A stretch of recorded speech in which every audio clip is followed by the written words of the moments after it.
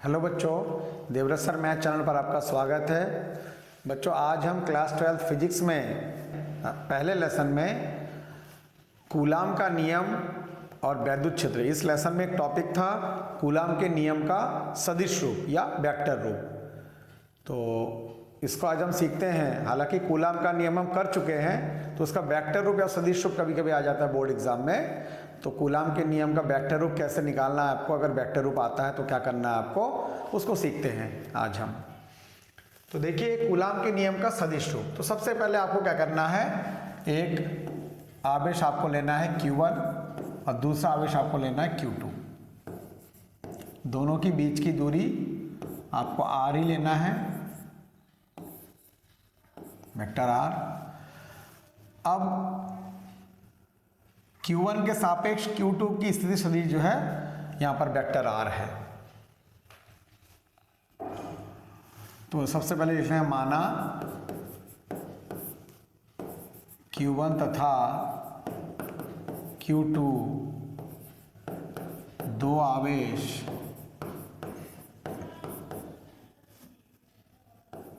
एक दूसरे से स्मॉल r दूरी पर स्थित है एवं Q1 के सापेक्ष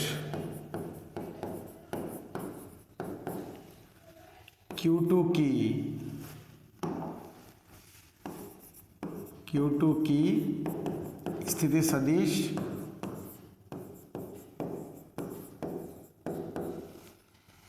वेक्टर R है। तब Q1 का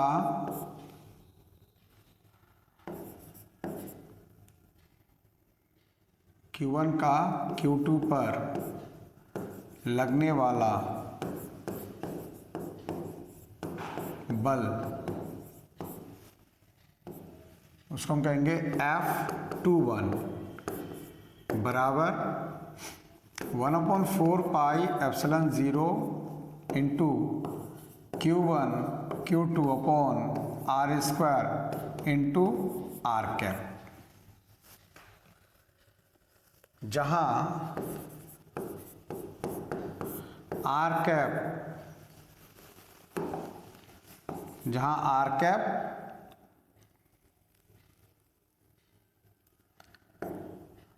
वेक्टर R का एकांक सदिश है, एकांक सदिश है। तो जब एकांक सदिश है, आपने सदिश वाले लेसन में आपने पढ़ लिया है, R कैप बराबर होता है vector R upon mod of R। अर्थात मॉड ऑफ R को हम लिख सकते हैं ओनली R। तो ये वाला मान जब इसमें रख दूंगा तो F21 बराबर क्या हो जाएगा,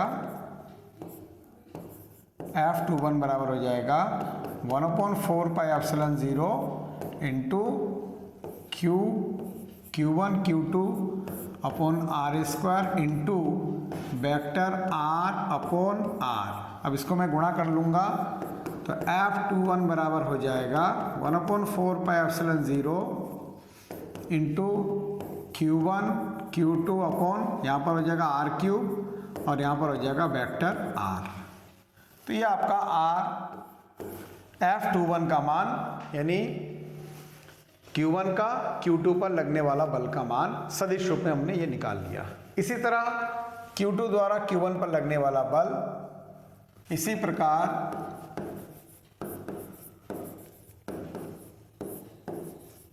Q2 का Q1 पर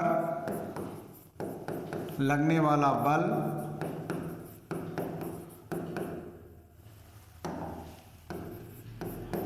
उसको हम F12 कहेंगे। F12 बराबर फॉर्मूला वही होगा 1/4 pi epsilon 0 into Q1 Q2 upon R square into R cap.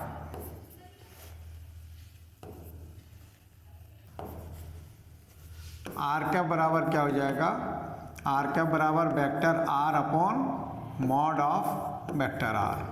Mod of vector R को हम क्या लिख सकते हैं, आर लिख सकते हैं। तो ये वाला मान मैं इसमें रख दूंगा।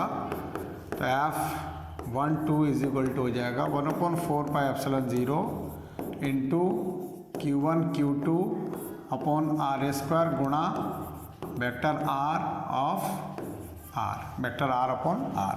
अब आर गुणा हो जाएगा आर स्क्वायर। तो F12 इज इक्वल टू हो जाएगा 1/4πε0 into Q1 Q2 upon r cube into r vector. ये आपका हो जाएगा F12 का मान, यानी Q2 का Q1 पर लगने वाला बल का मान। यहाँ पर Q1 द्वारा Q2 पर लगने वाला बल का मान है F21। F21 की दिशा F21 ये हो जाएगी, और Q2 के कारण Q1 पर लगने वाला बल ये हो जाएगा F12, इसकी दिशा इधर हो जाएगी। तो चूंकि ये दोनों बल विपरीत दिशा में है, तो इसलिए हम ये लिख सकते हैं लास्ट में, लिख देंगे चूंकि F12 एवं F21 दोनों विपरीत दिशा में है,